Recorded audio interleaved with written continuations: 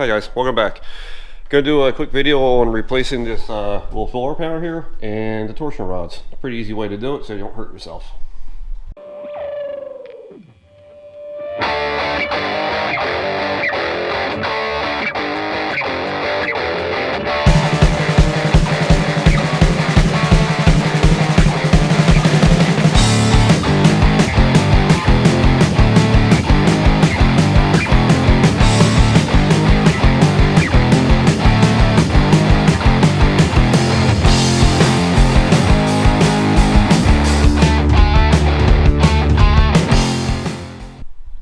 Alright, so I know I said eventually I'm going to do all the carbon fiber, the anvil, deck lid, filler panel, hood, front valance, all that stuff, but I don't have 12 grand kicking around for what I want from them. Yeah, it's not cheap, but I love this stuff. And right now 12 grand, I can put that for the ECU, transmission, rear, basically pay for all that stuff. But for now, like I said, last video, I'll probably put a video out every so often because I got some other stuff going on I want to take care of in my life that will make me better off later on in life. So this quick easy video for me to do this. So basically what I'm going to do is spinning around here. Here we go. I took a piece of 3/4 bar that I had from keeping the supports inside the car from falling apart. Drill, I'm gonna focus, there we go. Drilled a hole in the end, and then you can latch it around here, pull it out, spin it up with a pair of vice grips on the end. That way you're far enough away from it, which is about 3 feet, I guess. Yeah, 2.5 feet, or for you metro guys, almost a meter. And then you can spin this out and not hurt yourself. But again, you need to put the deck lid up, or the trunk lid up in the air so it releases the tension on that. And then yeah, let's get those in, and then manage to place this in there so it doesn't move. But unfortunately, from when the AMD made this panel, it's got holes in it already, and I'm pretty sure that this is not in the right spot. It's only maybe off by 100,000ths, but it doesn't match up with those holes there. So yeah, all right, put you guys on I guess a quick little time lapse of me popping the torsion bars out and then getting new ones in and explain about how they go.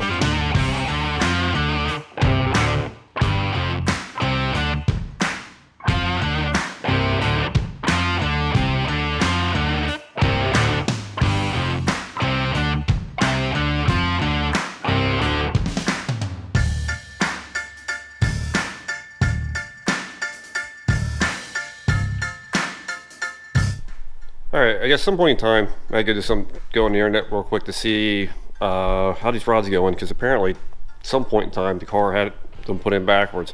So I put them the same way as I took them out originally to have the car blasted. But I went ahead and took the deck lid off because one, makes it easier, and two, I was having problems trying to get them in. Come to find out, the one with the rubber goes towards the driver's side and will hold the trunk lid up that way, and then the thicker one goes this, yeah, that way. So yeah, let me get them in real quick, put the trunk lid back on, and then see if it actually will hold its own weight again finally. Alright, more time lapse stuff.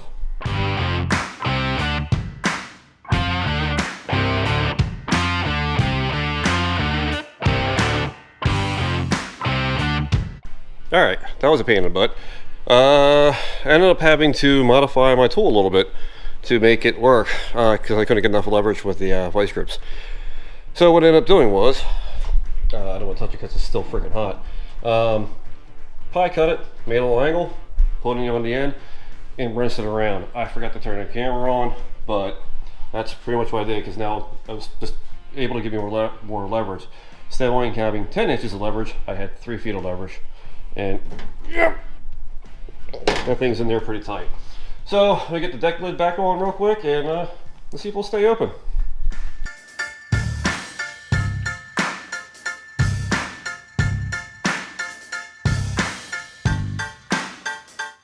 All right, let's see. Woo! Yeah, there we go. Works pretty good. Just gotta remember to wash my face when I go open it up. All right, so yeah, that's one thing done. On to the next is fitting the this guy here. Fitting the filler panel. That's coming up next. So after off camera here, one head tweak where the spring positions are. Ended up on the middle one on this side, And let's go to the driver's side. Down at the bottom. So that way the trunk lid doesn't spring back into your face too bad. Alright, there we go. So yeah, I went ahead and I ordered a complete bolt kit for the car. And there it is. But that's not what I'm looking for. I'm looking for these guys. And these are for the rear deck filler panel. As you can see, focus on it. These are the ones that got a little bit of a coating on them, so when you drill through, they actually seal the holes that they self-tap. I don't want to use them just yet because, well, I don't want to ruin that little sealing fact on there. If that makes a difference, I can always use some RTV after the fact. So yeah, that drops in there like that. And all I'm going to do is mark in here, roughly where it goes, drill a couple holes just to hold it into place for the time being, and then fill in the ones that I don't need. So lining it up's fairly easy. It's I'm just gonna keep it right to the rear window up here and keep the same sweep, and it ends up, you know, I have magnets on before holding the old one in. It ends up keeping it pretty much the same gap all the way around. So yeah, that's pretty much it really for locating that. So yeah, guess I'll, like I said, mark the holes real quick, drill them, put a couple screws in it just to hold it in place, and then break out the good old MIG welder over a few holes, and then grind them smooth, and that'll be that for that piece. So yeah, time lapse.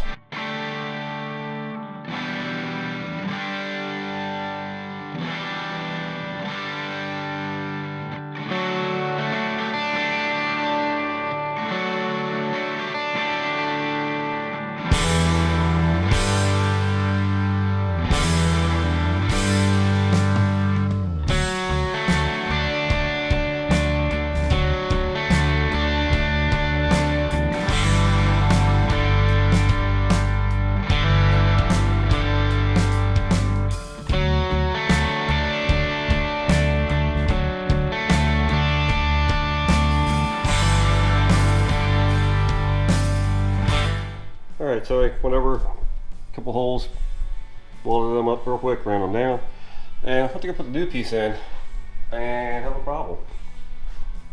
You guys can see what it is. The factory piece has a little indentation here, whereas the aftermarket doesn't. And that's fine and dandy, I could deal with that, but when it goes into the car, let's see what it does. Hey, look at that, pops right up. I guess you should put this in first. There we go.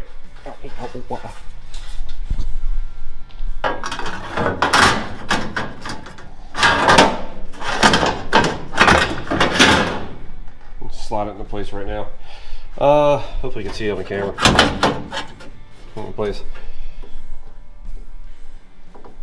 Yeah, comes right off the edge, which sucks because that's actually one of the holes that holds the back part of this down. So let's fix it. And I think what I'm going to do is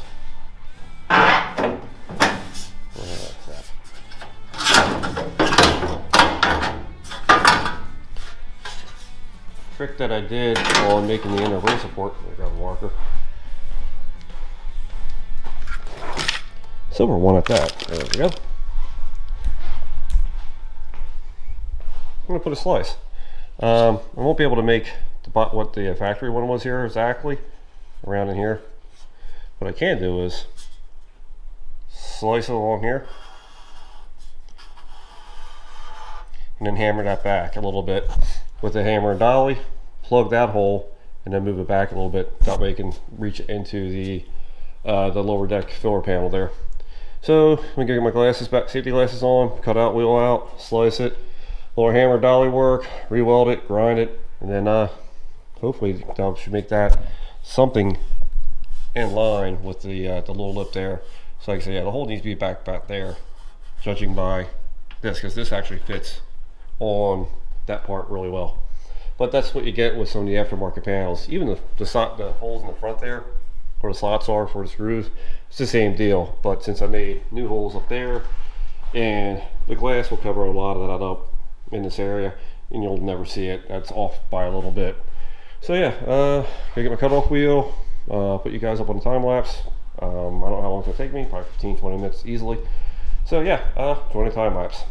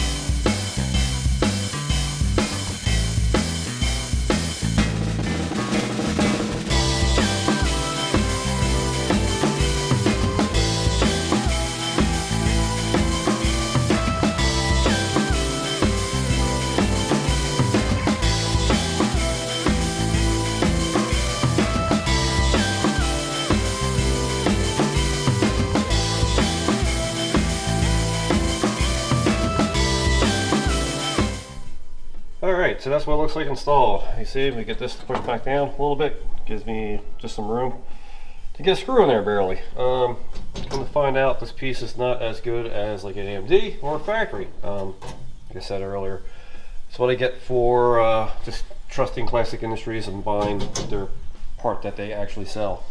So yeah, got the holes drilled, a lot of fun stuff. Like I said, trunk opens, closes. Perfect. So yeah, that's gonna bring the end to this video, even though look a little different than what I was looking like in the other videos, because I forgot to do an ending for this one. So yeah, coming up next is fitting the, or we just do this, fitting the inner fenders. I got those blasted and all that fun stuff. As you see, started on trying to make them fit to the tube radiator support, got from on roads, little patchwork. Got some patching to do in there, and I'm going to try my hand at fixing that. I'm not expecting much from it because, well, it's just my luck, stuff doesn't go very well. I already pretty much considered the fact that I'm just going to buy a new set of fenders for it. I did buy one for that. It was the Jegs brand, whatever knockoff. I mean, Jegs was selling on eBay free shipping. Ended up being, didn't fit very well at all. It would have taken probably me more work to get it to fit right than if I try to fix this one. But if I try to fix this one, it works great. If not, committed to already buying a set of MAD ones. Yeah, AMD ones. If I don't get these to fit right, just because one, I'm lazy. So all right, for the new people, thanks for watching. Thanks for subscribing. Thanks for liking. Thanks for commenting. Yeah, thanks for coming along this journey with me so far. Like I said in previous videos, encourage you all to go back and look at the previous ones. A lot of cool stuff happened. Basically, you know, hey, we rebuilt the shell of a car for the most part, aside from the final touches of bodywork. And some dent pulling that I caused by putting the stuff together, because like I said, I'm not that good at the scrap. I just kind of figure out as I go. All right, guys, yet again, thank you so much. Appreciate it. Until next time.